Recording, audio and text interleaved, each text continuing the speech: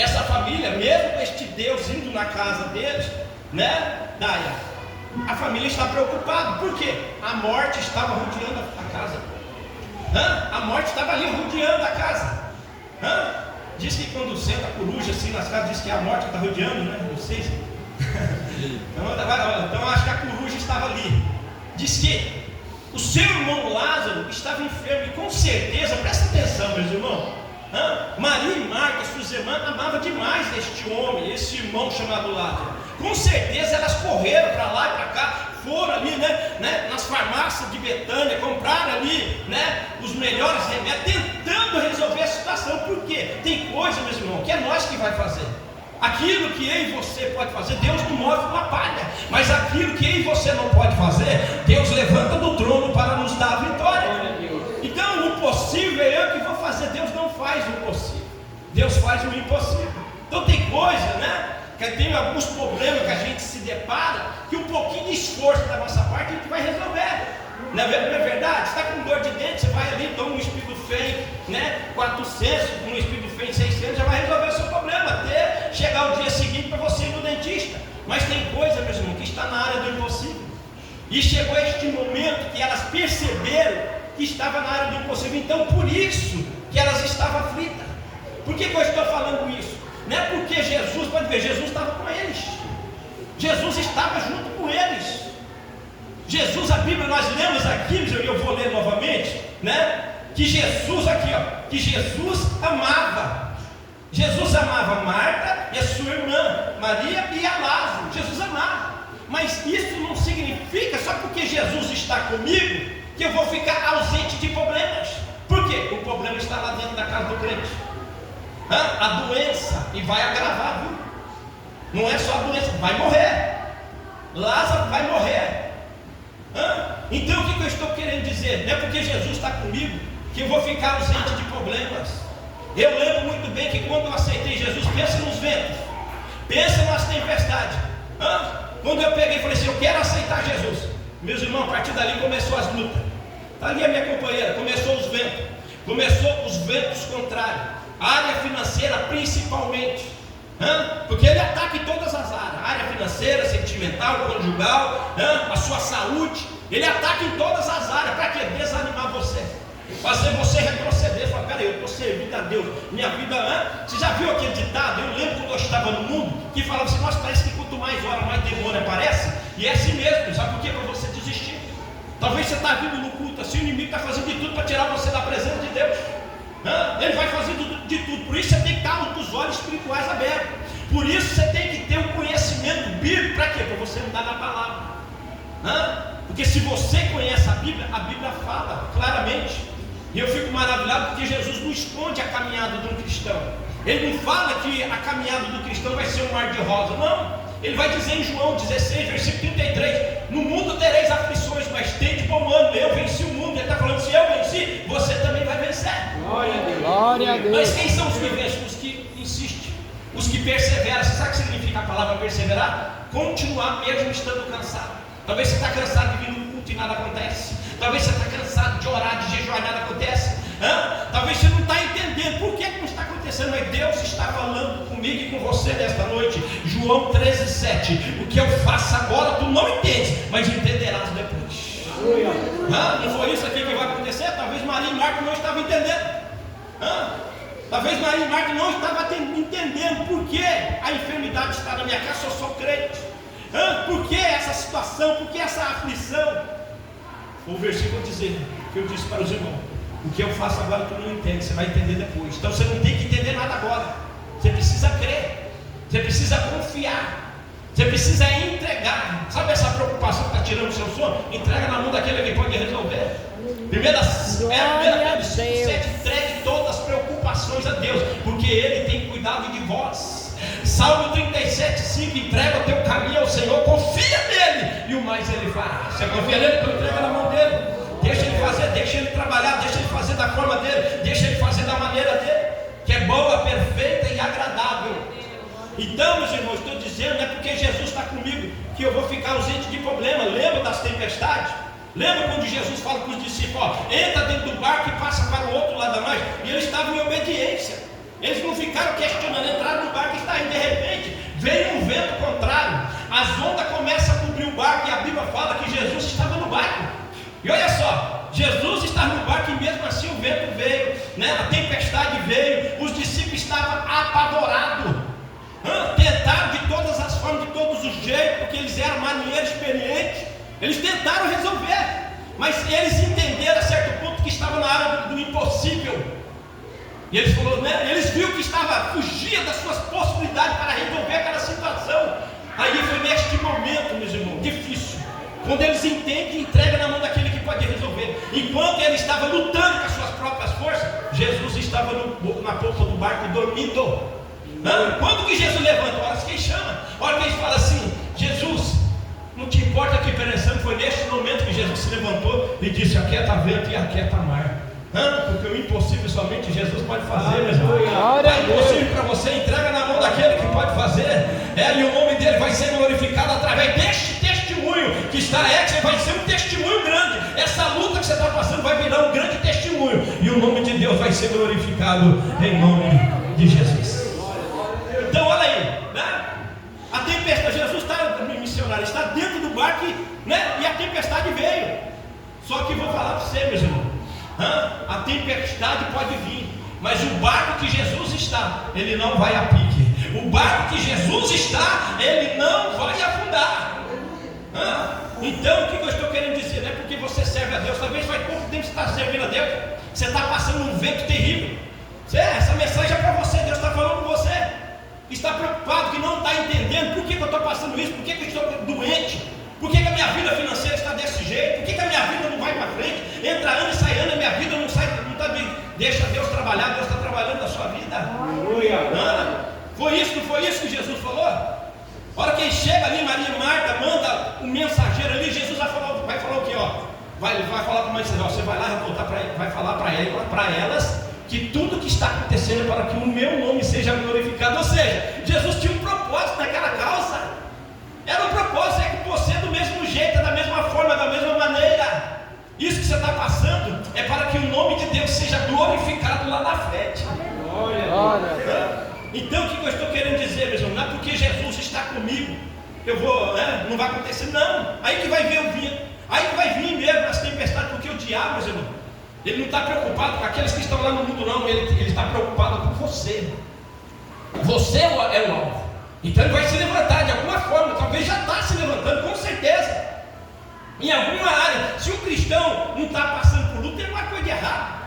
Porque um homem, segundo o coração de Deus, meus irmãos, olha só, um homem chamado Davi, ele vai escrever no Salmo 34:19: muitas são as aflições do justo, mas o Senhor os livra de todas. Olha aí, é muitas. E você repara, o texto está falando que é do justo, não é do ímpio, não, é do justo, aquele que faz o que é certo, o que é correto. A Bíblia está falando que muitas são as aflições dele, mas a Bíblia está falando que Deus os livra de todas.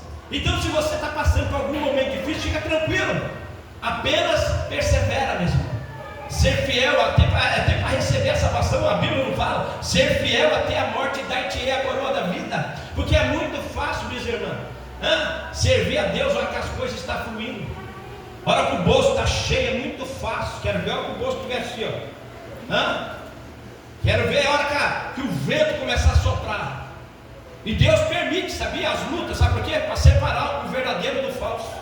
Porque, a hora que está tudo bem, quem olha assim, todo mundo é crente, verdadeiro, genuíno. Mas a hora que vem a tempestade, a hora que chega o dia mau, Efésios 6,13 fala do dia mau. A hora que chega o dia mau, ali a gente vê quem é o verdadeiro e quem é o falso.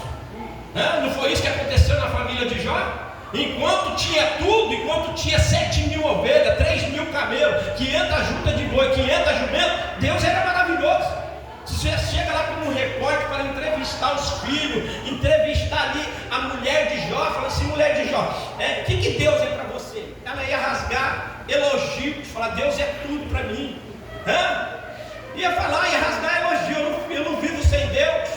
Ia fazer declarações e mais declarações, mas só da boca para fora. Por isso que a Bíblia fala: este povo me honra com os lábios, mas o seu coração está longe de mim. É muito fácil falar, quero ver na hora que acontecer o vento, hora que acontecer a tempestade, qual vai ser a sua atitude. Qual é a sua atitude na hora que chega o dia mal na sua vida? E Deus fica em silêncio com você. Você ora, você faz campanha e Deus está em silêncio com você. Qual é a sua atitude neste momento difícil? É neste momento que você não pode perder a oportunidade. Está passando por luto, Deus está te dando a oportunidade para você mostrar que você tem uma fé verdadeira, para você mostrar que tem uma fé genuína. É no meio das tribulações, é no meio das aflições. Jesus disse no Sermão do Monte, em Mateus capítulo 5, ele vai dizer assim: como perseguiram os profetas antes de vós, perseguirão a vós. É a Bíblia que está falando, né? Então ali é o que acontece, o vento contrário, as tempestades, as aflições que a Bíblia diz, né? Vem sobre a família de Jó. Ali é revelado quem é o verdadeiro e quem é o falso. Porque foi neste momento difícil, se você conhece a história de Jó, foi neste momento difícil, a hora que eles perdem tudo. Eles perderam tudo, meus irmãos.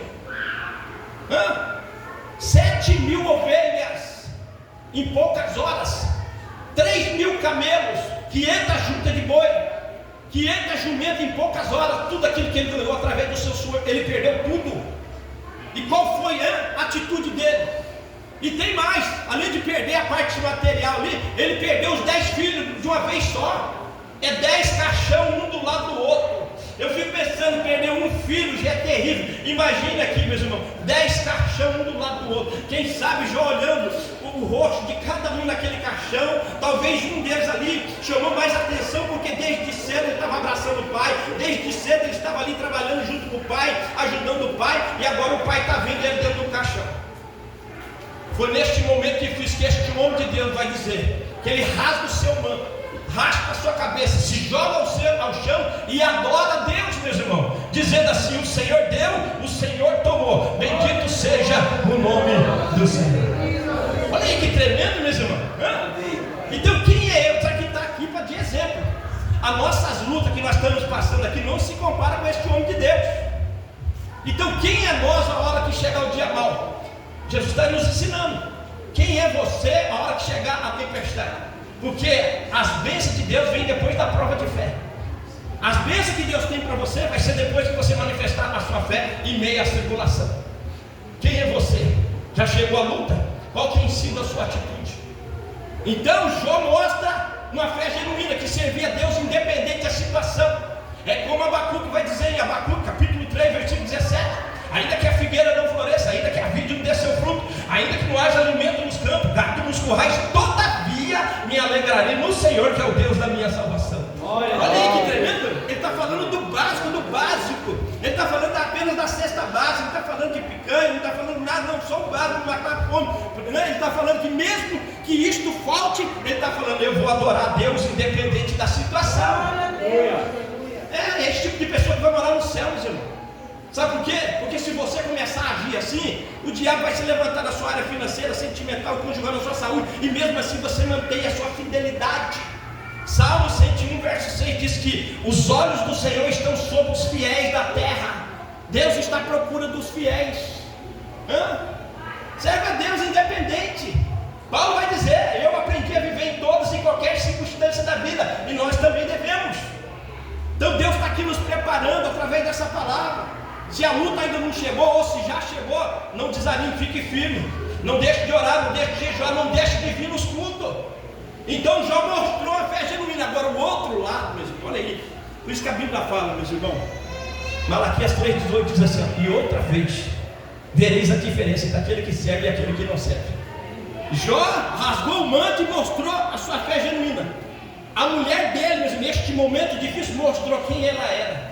Foi neste momento difícil que a mulher de Jó, Amadeu, vai dizer: amaldiçoa o teu Deus e morra. Agora não é nem dela mais. Ela está falando para o marido: eu ia ficar muito triste, né? A minha esposa, a minha companheira, né? Que a Bíblia fala que é a disjuntora, uma auxiliadora. Eu no momento difícil, ela fez de me ajudar neste momento difícil, fez de me ajudar, ela pegar e falar isso: amaldiçoa o teu Deus, não é mais dela, e morra. Está desejando a morte para o marido. Por isso que Jó vai repreender ela: ué, mulher, falaste como uma louca, recebeste o bem de Deus e não quer receber o mal. Foi neste momento, olha aí, meu irmão, uma fé genuína, uma fé verdadeira e uma fé por interesse. É a fé que a mulher de Jó está mostrando, não é verdade? Uma fé por interesse.